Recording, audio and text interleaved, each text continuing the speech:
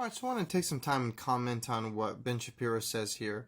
So he's interviewing someone, and the guy asks him about Judaism and his understanding of the Messiah and why he doesn't accept Christ or accept Jesus as the Messiah.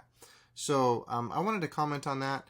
Now, Ben Shapiro is great, very entertaining, intelligent guy, way smarter than I am. He's unbelievable communicator. I mean, the way the guy strings sentences together is crazy. He must have a photographic memory or something for him to remember all this stuff. And he seems to know a lot about a lot of things. That being said, we part ways here. You know, we have different understandings of who the Messiah is. We have different interpretations of the Old Testament texts. And I believe the New Testament is God's revelation just as much as I believe the Old Testament is God's revelation, where he rejects the New Testament as God's revelation. So let me just kind of comment a little bit on what he says here and kind of go from there. So he's talking about the Messiah. Out in the world in that way. Judaism posits that God is beyond space and time. Occasionally he intervenes in history, but he doesn't take physical form. It's one of the key beliefs of Judaism, actually, is an incorporeal God. So that means that the idea is actually foreign to Judaism of a merged God-man who is God in physical form, but then dies and is resurrected and all this. It's just a different idea than exists in Judaism. So you're not waiting for the Messiah to come, right? He's not coming I'm waiting for the Messiah to come in the form of a political figure, right? So the Messiah in Judaism is a guy who's going to come back and is going to establish peace in Israel and is going to assure that you know there's sort of a happier world with a bunch of political aspects to it, as explained by Maimonides. But he's going to die too, right? He's not going to come back and everybody lives forever and any of that kind of stuff. He's a corporeal agent. Okay, so I wanted to kind of comment a little bit on what was said here.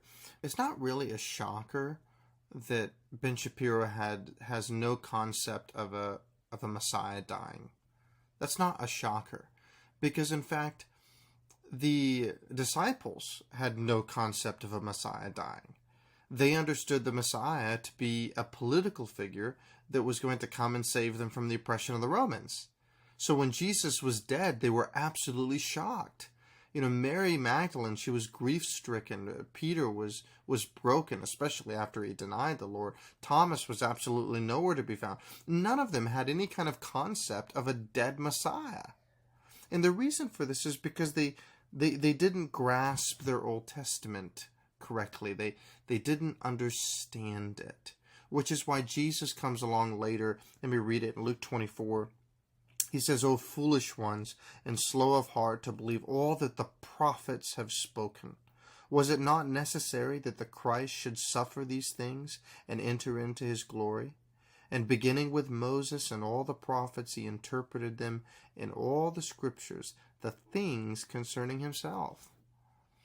You know, I think with Ben Shapiro, I don't know exactly how, you know, everything concerning his faith, you know, he believes the Torah is the God's word. He believes that the Old Testament is God's word.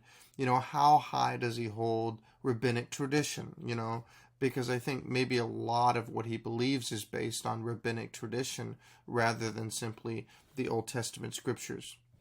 Maybe I'm wrong there. I don't know for sure, but still, I think he's missing and not clearly interpreting the Old Testament. He's not understanding all these passages that speak about the Messiah clearly. I mean, oftentimes what you do is you can go to Jewish people or followers of Judaism, and you can show them Isaiah 53. And you read them Isaiah 53 and you say, well, does that sound like anybody in history? And oftentimes they'll say, well, it sounds a lot like Jesus. Because it does. He was wounded. He was pierced for our transgressions. When you read Isaiah 53, that's the Messiah. That's Jesus Christ. Right? Anyway, a plain reading, you look at that and you see Jesus Christ, you know, suffering. A suffering Messiah. And that's what Jesus, I think, points out to the disciples. So of course, it's not a shocker that he believed that the Messiah was simply going to be a political figure, because that's what the disciples did until Christ opened their minds and taught them the scriptures. So let's keep going here and see what else he has to say. Just like us. Right. Like, in the Jewish view, any person could be the Messiah. Any Jew can be the Messiah in the Jewish view. Right. So I could be it. Who knows? But I'm not. But you're off to a good start. But that's a different view than the Christian view. So the argument typically made to Jews by Christians on this is that Jews it's forecast by the Bible. Right. And for Jews, we have a whole different read when you read the Hebrew about why this may or may not be true. But Christians claim the Old Testament predicts it's going to come. So you disagree. Well, I disagree because I think a lot of the verses that are cited are actually misreads of the Hebrew. So actually, I read Hebrew, so I think but again, that's not to disclaim even in the Jewish view, the impact of Christianity on world history, right? Yeah, that's a different question. Right, We're just talking about the ontological question. Right. Is there a God out there? And is there a Jesus, a Messiah, in physical form? Right, so I have actual beliefs that run counter to the idea of God taking physical form as a human being. Okay, so let's comment on a couple things that he said here, and then we'll just end it because I don't want the video to be too long. So, on one thing that he said was, he says, I read Hebrew, I know Hebrew myself, right? But there are a lot of people who grew up in Jewish households that understand a rabbinic tradition, that understand Jewish tradition, that they understand the Torah, they understand the Old Testament, they understand Hebrew very clearly. And in their teenage years or their later years, they believe that that the Messiah was Jesus, and they accepted the new revelation, the New Testament as God's revelation. I don't like to say converted because, if it's not really that. It's more accepting the Messiah as Jesus Christ. When instead a lot of or followers of Judaism usually reject him. But all of this is to say that there are plenty of scholars with their PhDs in the biblical languages that know Hebrew and know Hebrew very well, and they are followers of Jesus Christ. So the idea that he knows Hebrew, okay, but there are a lot of people that know Hebrew that are followers of Jesus. So there's that. And the other thing that I think that needs to be said, because so often it really comes down to this. There are skeptics, there are followers of Judaism also that are very bothered by how the New Testament authors use Old Testament texts. And they'll come along and they'll say that these New Testament authors have taken the Old Testament passages wildly out of context. They're just ripping them out of context. They're being unfaithful. They're just kind of using all these texts as proof texts to point out Jesus to be the Messiah. And often the reason for this conclusion is because they don't really understand what is actually going on in the mind of the New Testament writer. When you come to an Old Testament passage that the New Testament author is speaking about, you have to really categorize it. Is this a citation? Is it a quotation? Is it an allusion? The book of Revelation never once quotes the Old Testament, but it alludes to the Old Testament over and over and over and over again, more than any other book. Not only that, but many people are reading, the prophecy, the New Testament authors, they quote Old Testament prophecy, and many people are reading that, and they're just kind of categorizing it only in the prediction mode.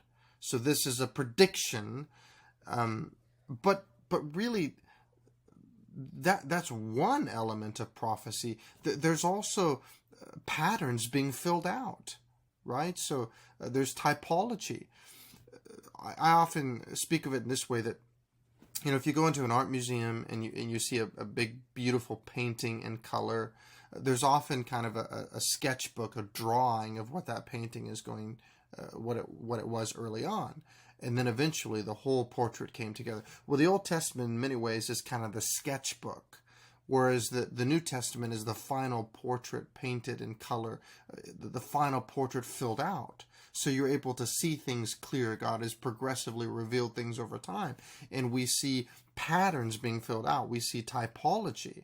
We see that God has revealed things over time. So all of that is to say that we don't simply just look at these Old Testament prophecies that these New Testament authors are quoting and saying, oh, this is a prediction.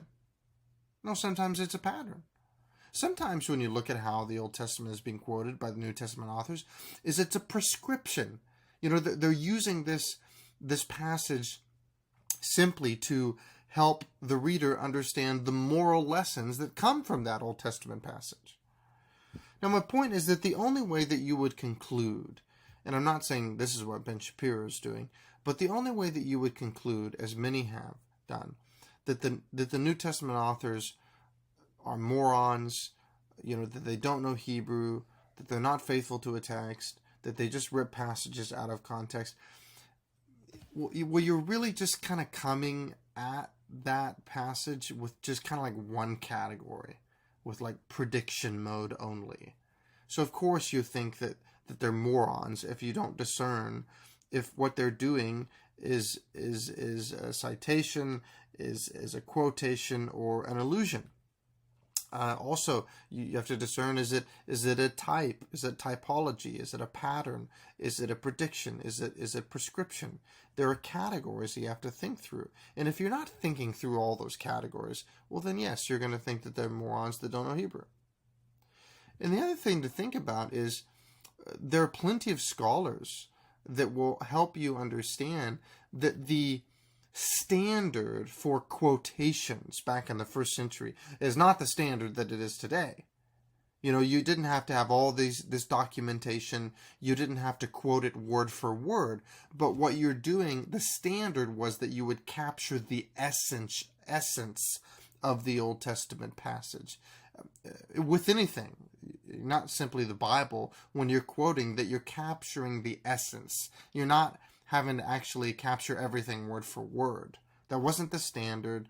A lot of people weren't they couldn't read or anything like that. A lot of people couldn't, right? So we make the mistake in reading our own standards back into the first century. So there's so much more that can be said, and I don't want this to be a long video. So what I'm going to do is on Thursday, I'm going to upload a video, and I'll put it in this description once I upload it, that talks about all these categories and these ways that the New Testament authors would signal Old Testament passages. And my hope is that you can find some benefit there. But anyway, as I said, I really like Ben Shapiro, but we part ways here.